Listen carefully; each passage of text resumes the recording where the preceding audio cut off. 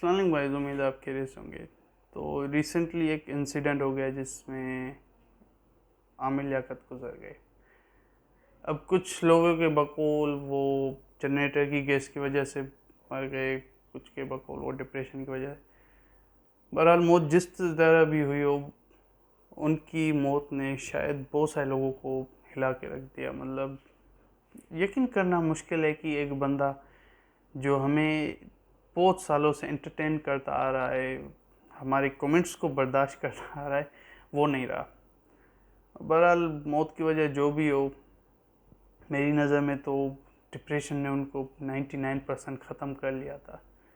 अब उनके नौकरों की स्टेटमेंट है कि रात को सोने से पहले उनको चेस्ट में पेन था, उनको डॉक्टर को दिखाने के लिए कहा गया, पर वो डॉक्टर के पास नहीं गए। वो उनकी मर्ज़ी थी या गलती थी, पर पता है दिल की बीमारी क्यों होती है? ज़्यादातर आवाम को दिल की बीमारी डिप्रेशन की वजह से होती है। अभी अब मैं गूगल कर रहा था, गूगल पे तकरीबन 69% पब्लिक को अगर चाहे दिल की बीमारी है, CAD, तो वो डिप्रेशन की वजह से।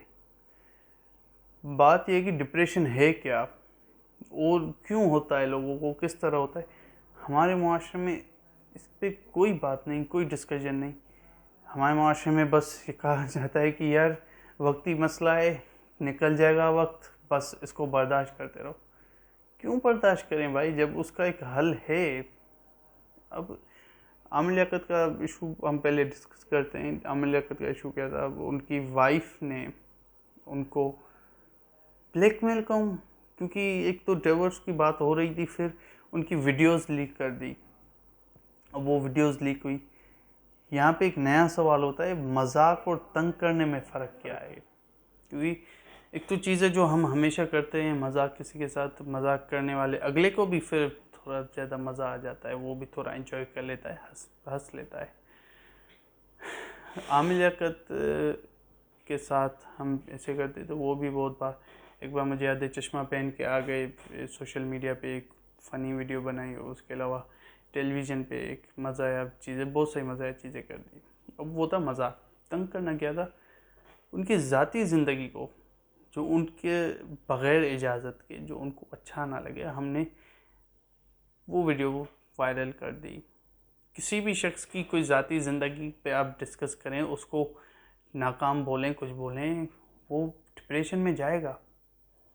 अब हम जनरली डिप्रेशन पे बात करते हैं।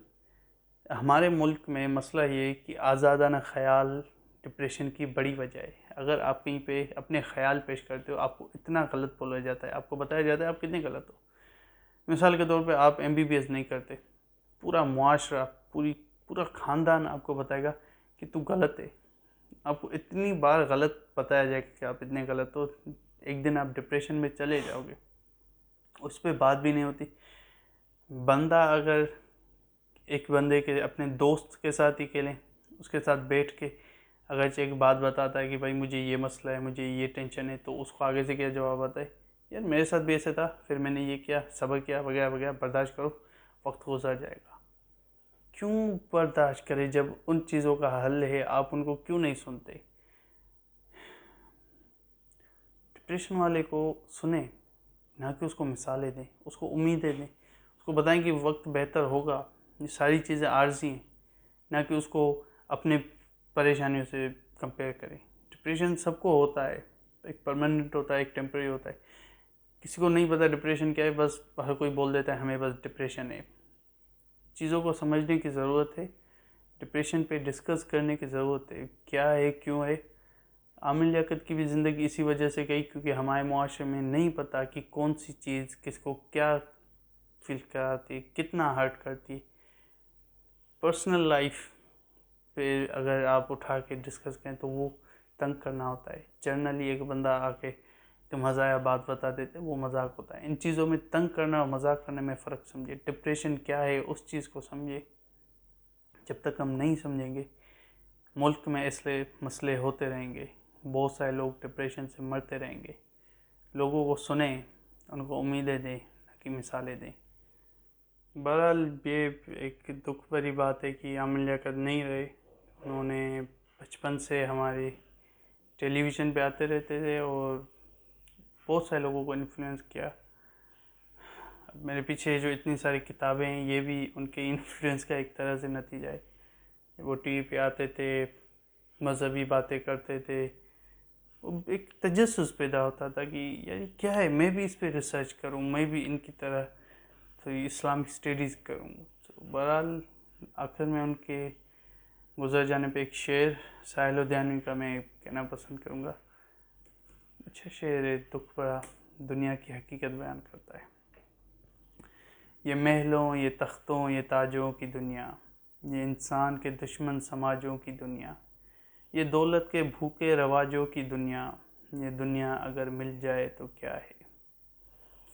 हर एक जिस्म घायल, हर एक रूह प्यासी, निगाहों में उलझन, दिलों में उदासी, ये दुनिया है कि आलम बदहवासी, ये दुनिया अगर मिल भी जाए तो क्या है। यहाँ एक खिलौना है इंसान की हस्ती, ये बस्ती है मुर्दा परस्तों की बस्ती, यहाँ तो जीवन से है मौत सस्ती, ये दुनिया अगर मिल भी जाए तो क्या है। जवानी भटकती है बदकार बनके, जवां जिस्म सजते हैं बाजार बनके, यहाँ प्यार होता है व्यापार बनके, ये दुनिया अगर मिल भी जाए तो क्या है। ये दुनिया जहाँ आदमी कुछ नहीं, वफा कुछ नहीं, जहाँ प्यार की कदर ही कुछ नहीं, ये दुनिया अगर मिल भी जाए तो क्या है। जला दो ये दुनिया, मेरे सामने से हटा लो ये दुनिया, तुम्हारी है तुम ही संभालो ये दुनिया, ये दुनिया अगर मिल भी जाए तो क्या है। अल्लाह हाफ़िज़।